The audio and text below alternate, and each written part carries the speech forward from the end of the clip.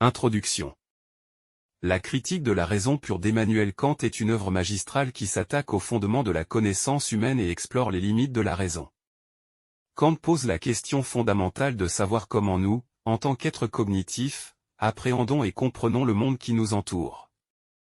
Il soutient que notre compréhension du monde est façonnée par la manière dont notre esprit structure et organise les données sensorielles de notre expérience. En introduisant la distinction entre les phénomènes, le monde tel qu'il nous apparaît, et les noumènes, le monde tel qu'il est en soi, Kant souligne les limites de notre connaissance, soulignant que nous ne pouvons jamais accéder à une connaissance directe des choses en elles-mêmes. Kant avance également l'idée que notre connaissance est médiatisée par des formes a priori de sensibilité, l'espace et le temps, et par des concepts fondamentaux de l'entendement, comme la causalité et la substance, qui structurent et unifient notre expérience en un tout cohérent. Ainsi, la critique de la raison pure remet en question les prétentions de la métaphysique traditionnelle à atteindre une connaissance certaine de la réalité en soi, en mettant en lumière les limites et les conditions de possibilité de notre connaissance. En résumé, cet ouvrage révolutionnaire a profondément influencé la philosophie moderne en posant des questions essentielles sur la nature et les limites de notre connaissance, tout en offrant une analyse rigoureuse des fondements de la pensée humaine. Voici une analyse philosophique modeste de certains des principaux thèmes abordés dans cet ouvrage. Le problème de la connaissance. Le problème de la connaissance, tel qu'examiné par Kant dans sa critique de la raison pure, explore les fondements et les limites de notre capacité à connaître le monde qui nous entoure. Kant propose une analyse novatrice en soutenant que notre connaissance est conditionnée à la fois par notre expérience sensorielle et par des formes a priori de connaissance qui préexistent à toute expérience particulière.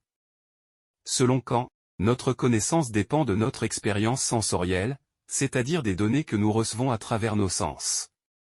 Cependant, il va au-delà de l'empirisme en affirmant que notre compréhension du monde est également structurée par des formes a priori de connaissance, telles que l'espace et le temps. Ces formes a priori ne sont pas dérivées de l'expérience, mais sont des conditions nécessaires de toute expérience possible. Kant soutient que l'espace et le temps sont des structures universelles et nécessaires de la pensée humaine qui préexistent à toute expérience particulière. Ils ne sont pas des caractéristiques du monde extérieur tel qu'il est en soi, mais plutôt des cadres conceptuels à travers lesquels nous organisons et comprenons nos expériences. Ainsi, Kant introduit une distinction cruciale entre le monde phénoménal, tel qu'il nous apparaît à travers nos sens et est structuré par nos formes a priori de connaissance, et le monde nouménal, tel qu'il est en soi indépendamment de notre expérience. En résumé, le problème de la connaissance tel qu'examiné par Kant met en lumière l'interaction complexe entre notre expérience sensorielle et nos structures a priori de connaissance dans la formation de notre compréhension du monde. Cette analyse révolutionnaire a eu un impact profond sur la philosophie moderne en remettant en question les présupposés traditionnels sur la nature et les fondements de la connaissance humaine. La distinction entre phénomène et noumène. La distinction entre phénomène et noumène, telle que présentée par Kant dans sa critique de la raison pure, est une notion centrale de sa philosophie épistémologique. Kant soutient que notre connaissance du monde est médiatisée par nos facultés cognitives et qu'elle est donc limitée aux phénomènes, c'est-à-dire au monde tel qu'il nous apparaît, plutôt qu'au noumène, au monde tel qu'il est en soi, indépendamment de notre expérience. Pour Kant, les phénomènes sont les objets de notre expérience sensorielle, ce que nous percevons à travers nos sens et que nous conceptualisons à travers nos catégories de l'entendement. Les phénomènes sont ainsi façonnés par nos facultés cognitives et sont donc relatifs à notre mode de perception et de compréhension. En revanche, les noumènes sont les choses en elles-mêmes, indépendamment de notre expérience. Kant soutient que nous ne pouvons pas avoir une connaissance directe des noumènes, car notre accès au monde est toujours médiatisé par nos facultés cognitives et nos formes de sensibilité.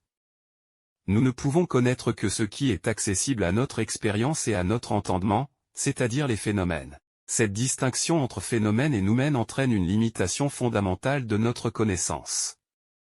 Nous sommes incapables de saisir la réalité en soi, au-delà de notre expérience, car notre connaissance est toujours conditionnée par nos modes de perception et de compréhension. Ainsi, selon Kant, nous sommes limités dans notre capacité à connaître la réalité ultime et absolue, et notre connaissance est nécessairement relative et conditionnée par notre subjectivité.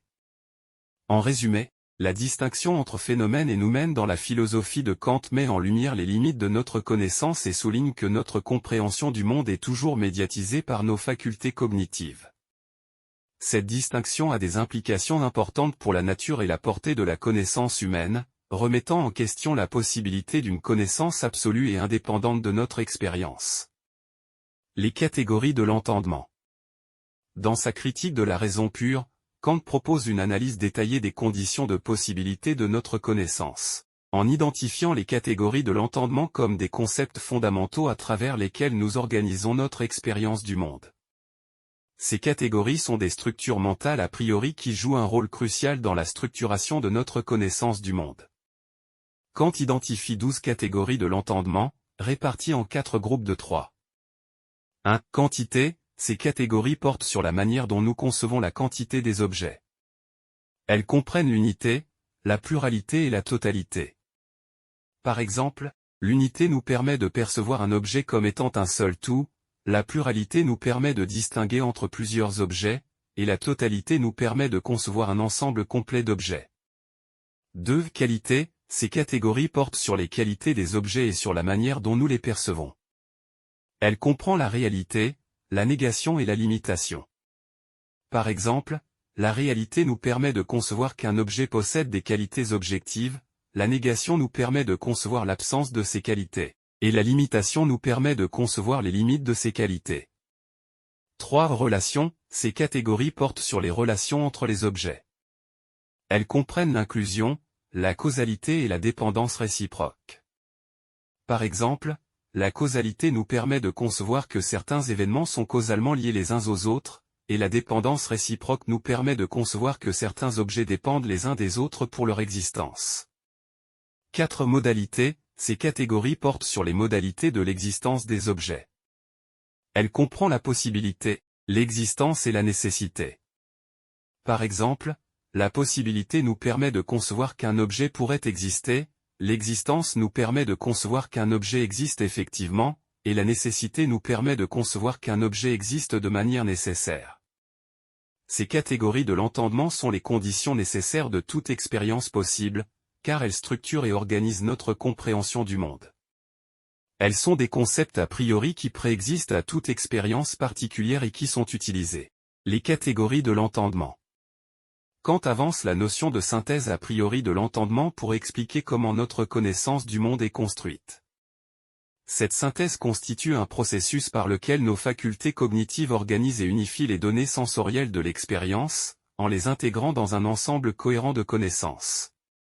La synthèse a priori est rendue possible par 2 composantes principales.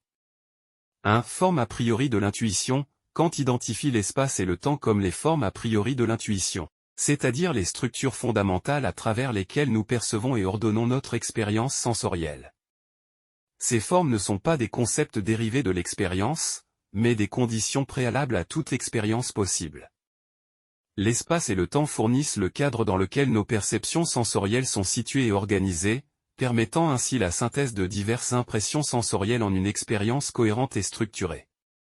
2. Catégorie de l'entendement en plus des formes a priori de l'intuition. Kant identifie 12 catégories de l'entendement, telles que la substance, la causalité et la modalité, qui sont les concepts fondamentaux à travers lesquels nous organisons notre expérience. Ces catégories sont des structures mentales a priori qui jouent un rôle crucial dans la structuration de notre connaissance du monde. Elles permettent de synthétiser les diverses perceptions sensorielles en concepts unifiés et intelligibles, en organisant les objets de notre expérience selon des principes conceptuels universels. En combinant les formes a priori de l'intuition avec les catégories de l'entendement, la synthèse a priori permet à notre entendement de transcender les données brutes de l'expérience sensorielle pour former une connaissance organisée et cohérente du monde. Cette synthèse constitue ainsi la base de notre capacité à construire une compréhension intelligible et systématique de la réalité, en intégrant et en unifiant les diverses impressions sensorielles en une expérience unifiée et structurée. En résumé, la synthèse a priori de l'entendement, basée sur les formes a priori de l'intuition et les catégories de l'entendement, est un processus fondamental qui permet à notre entendement d'organiser et d'unifier les données sensorielles de l'expérience pour former une connaissance cohérente et intelligible du monde.